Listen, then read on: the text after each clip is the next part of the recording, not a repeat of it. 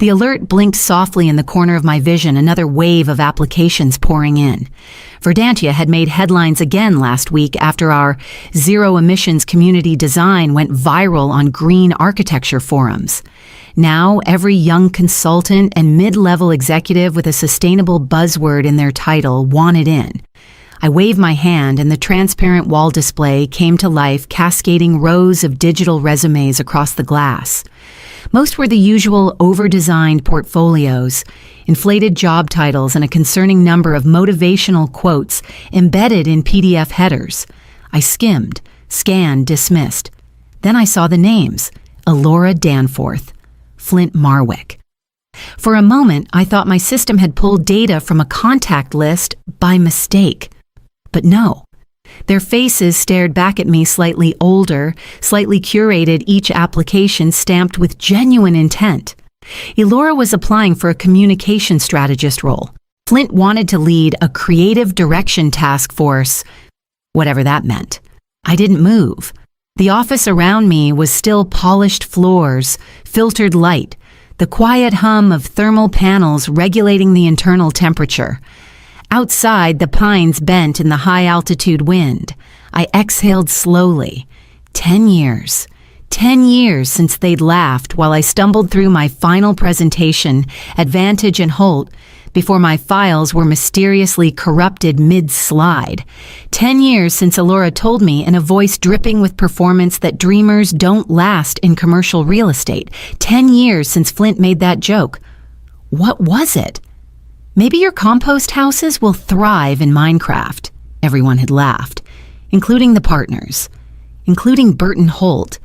I hadn't heard from any of them since. They never saw me again. Not when I emptied my apartment and disappeared.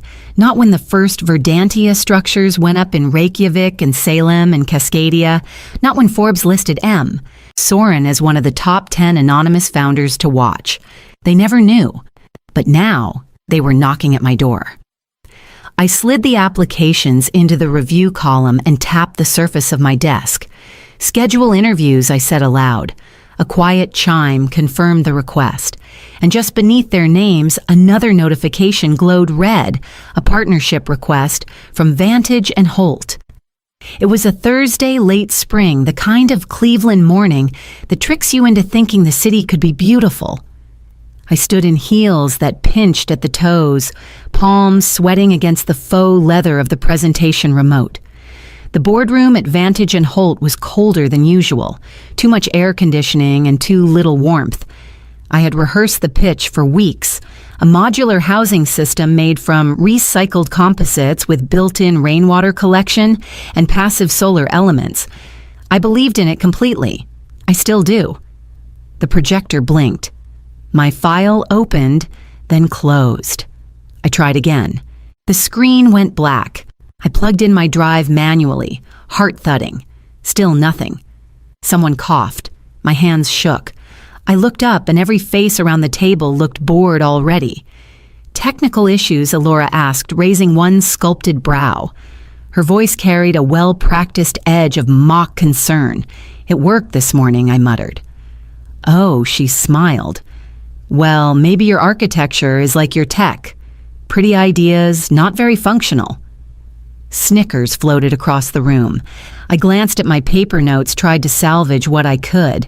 I've developed a prototype for sustainable housing that can adapt to urban zoning challenges. It's low-impact, scalable. Flint leaned back in his chair, smirking. Is this for The Sims? Or are we supposed to live in these cardboard tree houses? More laughter. I saw Burton Holt glance at his watch. Morel, he interrupted. Eco doesn't sell. You're passionate. I'll give you that. But we're here to move property, not plant gardens. I stood there, frozen, script-forgotten face flushed. Maybe stick to mood boards, Elora added, faux encouraging. You're really good with aesthetics? I gathered my untouched portfolio, my notes, my flash drive, and left. I didn't wait for feedback. I didn't cry, not yet. Just walked down the hallway past glass offices filled with people who wouldn't remember my name by lunch. Later that night, in the cramped corner of my studio apartment, I opened my sketchbook and wrote in bold black ink, build something they can't ignore. That was the last time I ever set foot in that office. The first time I truly disappeared. I left Cleveland 2 weeks after the presentation. No farewell drinks, no LinkedIn updates, just a one-way flight to Colorado and a phone number I stopped answering. The severance was modest, but enough to rent a car, buy secondhand tools, and sign the lease on an abandoned agricultural barn west of Boulder. The place smelled like mice and mildew, but the roof held, the power worked, and no one cared who I was. It was perfect. I dragged in a folding cot, propped a hot plate on a crate, and unpacked my grandmother's old patchwork quilt. I used her inheritance, $24,000, and change to buy a refurbished 3D printer solar panels from a liquidation auction and 3 boxes of reclaimed wood from a salvage yard in Greeley. By the second night, I was sleeping in gloves, drafting floor plans in pencil by headlamp light because the overheads drained too much power. That winter was hard, brutally cold and endlessly quiet, but I didn't feel alone. I felt invisible. And that was freedom. The company name came easy. Verdantia, from the Latin for green, neutral, futuristic, untraceable.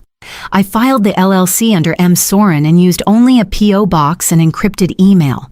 There was no reason for anyone to suspect the name behind the work belonged to the woman they'd once called a cautionary tale. I spent my days cutting and sanding, testing joinery angles and wall assembly. At night, I translated my designs into CAD models and sent them to open-source architecture forums under anonymous handles. I posted grainy photos of roof gardens blooming in recycled gutters, rainwater tanks built from concrete cloth, airflow studies drawn on napkins, and digitized through borrowed software. I didn't expect much. But 3 months in an email came through from Denmark, a professor at a university in Aalborg. He called my micro-housing module Elegant Chaos and wanted to collaborate. I read the message 3 times before I responded. When I did, it was short. Just 2 lines, M. Soren is interested. Let's talk structure. And just like that, the name began to move on its own. The first contract came from Iceland, a pilot community of off-grid modular homes near the edge of a geothermal zone, a test site for extreme cold resilience, wind buffering, and passive heating design. I sent the specs anonymously. When the payment cleared, I sat in the barn for a long time, staring at the numbers on the screen. It wasn't a fortune, but it was real. And it was mine. Denmark followed. The professor from Aalborg had pulled strings with a municipal council outside Aarhus. They needed dormitory pods for an eco-focused school, low-waste, high-efficiency, adaptable for teenage wear and tear. I sent over modified blueprints, ran energy models in-house, and built scaled prototypes from laminated scrap wood. They called them compact sanctuaries. I called them proof. By the time Oregon came calling, needing emergency housing for a post-flood rural zone, I had hired 2 assistants through encrypted portals. Neither ever saw my face. They just called me M and received their instructions through pre-recorded voice messages and AI-scrubbed documents. Verdantia had no office, no PR team, no glossy website. The projects spoke for themselves. I kept every footprint light, every file routed through proxy servers. If a client asked for a call, I replied with a recorded video, my voice filtered and face obscured by animated overlays. They never pushed. They were too impressed by the deliverables to question the ghost behind them. Articles started appearing in sustainability circles. The anonymous green prophet behind the next-gen housing boom. Who is M. Soren? I didn't answer. I didn't need to. The designs were cited in urbanist think tanks and green architecture symposiums. I watched from the barn, still sleeping beside the printer, still fixing warped models with glue and clamps. Meanwhile, back in Cleveland, Vantage and Holt was quietly struggling. Their portfolios felt outdated. Their developments were called sterile and wasteful in more than one review. They'd tried adding solar panels and green patios, but nothing worked. Because it wasn't about appearance. It was about systems. Verdantia was systems. Verdantia was everything they told me had no future, and I wasn't done building. The message came from Verdantia's internal board inbox, flagged for founder review. I opened it without urgency, thinking it might be another vendor request or a licensing question. Instead, it was a proposal subject line, Strategic Sustainability Alignment Opportunity, from Vantage and Holt. Burton Holt's signature was at the bottom, but the body of the message had clearly been written by an assistant. I recognized the corporate scramble to sound fresh, synergistic recalibration, green forward market positioning, legacy, rejuvenation, through urban eco-interfacing. They were flailing, and they were trying to latch onto whatever they thought Verdantia had already mastered. I read it twice. Then I tagged the message Consulting Review, Tier 2. That would land them an exploratory meeting. No promises, no access, just enough rope. 2 hours later, as if summoned by irony, 2 internal notifications popped up. Resume submitted through Verdantia's career portal. One from Elora Danforth, one from Flint Marwick.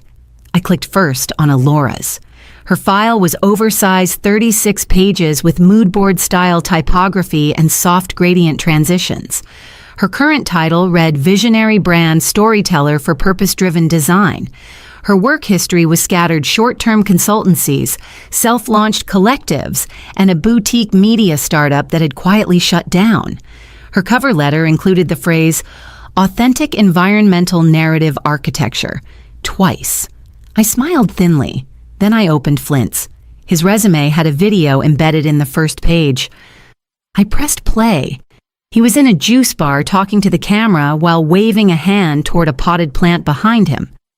Urban flow theory, he explained, is about how people breathe through built space. Like jazz.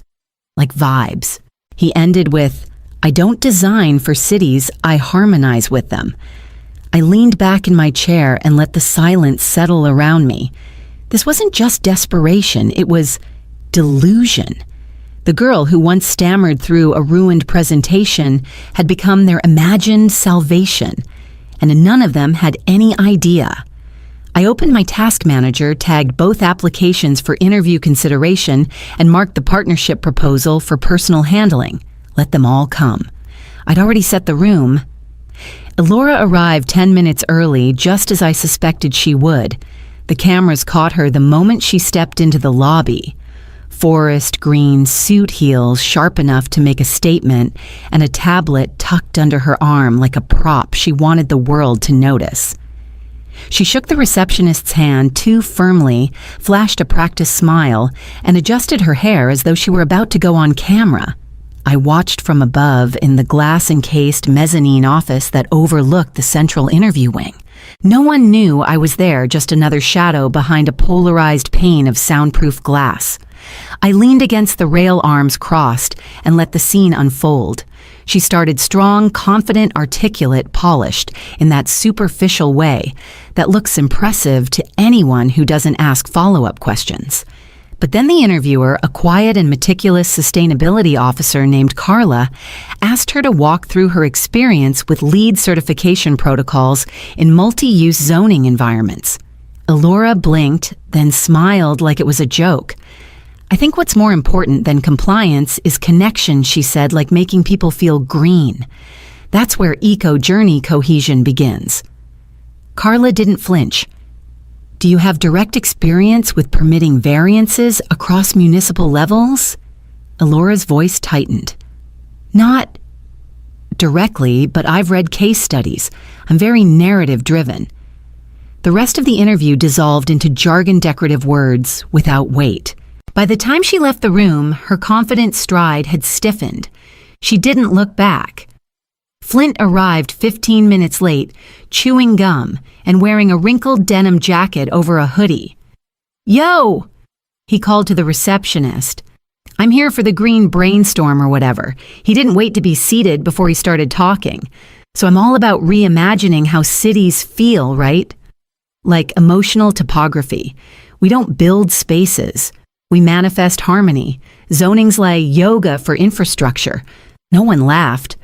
No one spoke. The room drained around him while he gestured toward invisible ideas. I watched him fail in real time, still certain his charisma would save him, just like it had when he laughed at me across a boardroom table. They never even looked up. They had no idea I was already in the room. The conference room was already prepped, glass walls, polished chairs, aligned 2 glasses of water, set precisely on the table across from a blank interview folder. I stood behind the one-way mirror watching Elora and Flint sit in awkward silence. She was still in her pristine blazer, shoulders drawn tight. He slouched, tapping a rhythm on his thigh, scrolling through his phone like he couldn't be bothered to look up. Neither spoke. They'd been told the department head would arrive shortly to deliver feedback. Possibly a second round, possibly an offer. I waited until the silence got heavy enough to press. Then I walked in. Tailored slate blazer, hair pulled back, no clipboard, no preamble, just presence. Elora looked up first, eyes flickering with forced recognition, then confusion. Flint straightened in his chair, blinking slowly as if his mind was trying to bridge a memory that no longer fit the moment. I set the folder on the table and opened it. "My name is Morel Soren," I said. "You also know me as M. Soren." Neither moved. I'm the founder and lead architect of Verdantia. Elora's mouth opened, then closed, her jaw tensed. "You'll need the founder's approval," I said, voice flat. "That's me." Flint gave a single laugh, dry and unsure. "Wait. Seriously," I laid their resumes side by side on the table. "Your application," I said to Elora, tapping her folder, "is a case study in language without substance. No regulatory experience, no technical proficiency, no metrics, no implementation record, just pretty words." I turned to Flint. "You confuse inspiration with skill. Vibes aren't strategy. Jazz isn't zoning." He leaned back in his chair, arms folding. "This is about the past." "No," I said. "This isn't revenge. It's accountability." Elora stood up abruptly, fists clenched. "You think you're better than us?" I looked her in the eye. "No. I just built something you tried to humiliate me for dreaming of, and now you want in because it's real." She didn't reply. Neither did he. I closed the folder and dropped it into the bin beside the table. "You won't be part of this company. Not now. Not ever." I left the room without looking back, and I knew I had one more meeting left. Burton Holt walked into the boardroom like he always had, smiling like he owned the building, like the deal was already done. He extended a hand, automatically eyes scanning the room for someone junior enough to manipulate. Then he saw me. I didn't move. I kept my hands folded on the table and waited, his brow furrowed. "I'm sorry this meeting was scheduled with 'we've met,'" I said. "You just didn't see me." He paused, confusion tightening into discomfort. "Morel." I nodded once. He tried to recover, stepping forward with a practiced chuckle. "Well, I'll be damned. Small world. Despite everything, I'd say it's impressive what you've done." "Would you?" I asked. "I think we can both agree," he continued, slipping into his usual rhythm, "that the market's moving fast.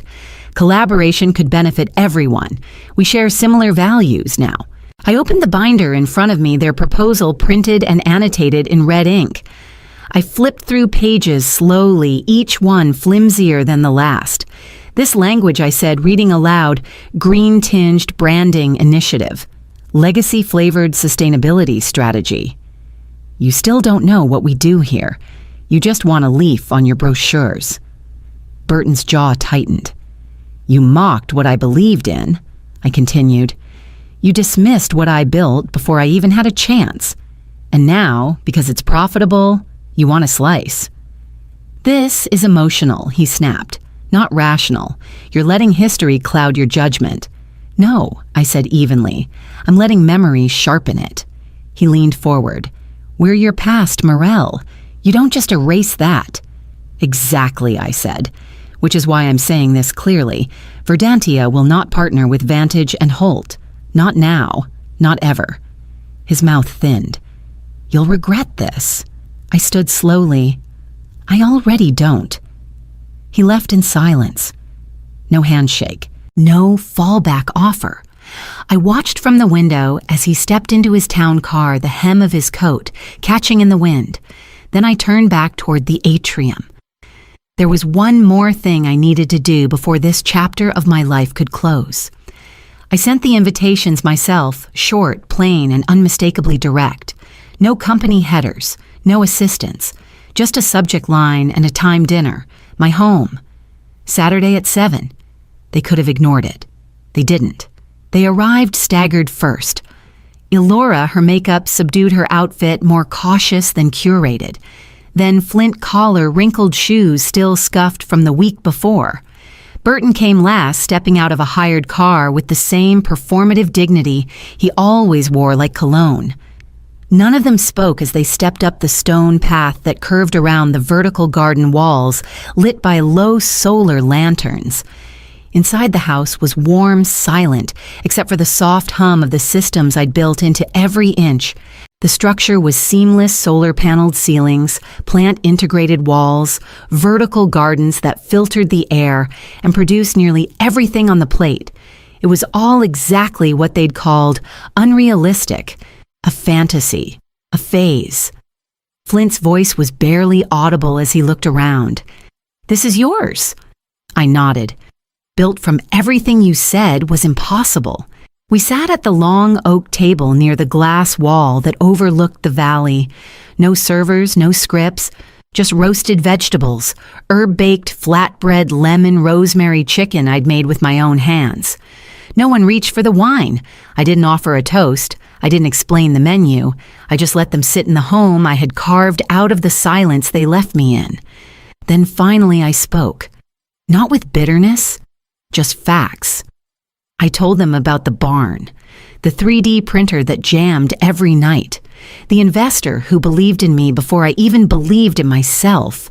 I described the freezing nights, the first prototype that collapsed in wind, the grant I won under a name they didn't recognize.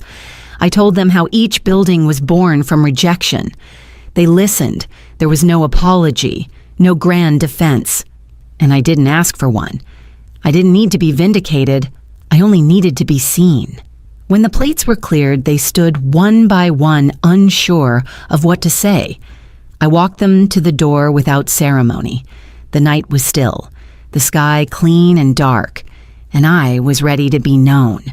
The next morning, I left the sunglasses on the entry table. No blazer, no filters, no voice modulation, just me pulled hair, soft sweater, worn boots. I drove down the canyon road with the windows open and the cold mountain air on my face. Verdantia. HQ stood still in the early light, its green glass walls catching the sun. The reception area fell quiet when I stepped through the doors. The intern at the front desk blinked twice. One of the junior architects looked up from his tablet and froze. I didn't break stride. I walked past the mural installation, past the schematic displays and native plant walls toward the central atrium, where the staff gathered every Monday. A low hum of conversation paused, tapered off, then disappeared entirely. I climbed the stairs to the mezzanine platform, the one reserved for internal announcements and key project briefings. Anna, my ever-faithful interface, pinged softly in my earpiece. "You're live on the feed if you choose to speak." I took a breath and looked down. Engineers, designers, planners, assistants. People I had hired, mentored, challenged from behind a name. "You know me?" I said, voice steady. "As M. Sir Soren." A pause. "My name is Morel Soren, and I built this." There was no gasp, no applause yet, just silence, respectful and taut. I built this in silence. I continued so the work could speak first. So that vision came before image and structure, before ego. But growth demands truth, and truth requires visibility. I looked at them, some stunned, some already nodding. So here I am, no myth, no mask, just the woman who started with a barn, a cot, and a prototype no one believed in. Then softly at first, hands came together, then more. Not a roar, but a wave. Relief, pride, welcome. Real applause, not for a ghost, but for someone real. Someone they could see. I stepped down into the crowd faces, opening toward me like morning windows. They smiled. They reached.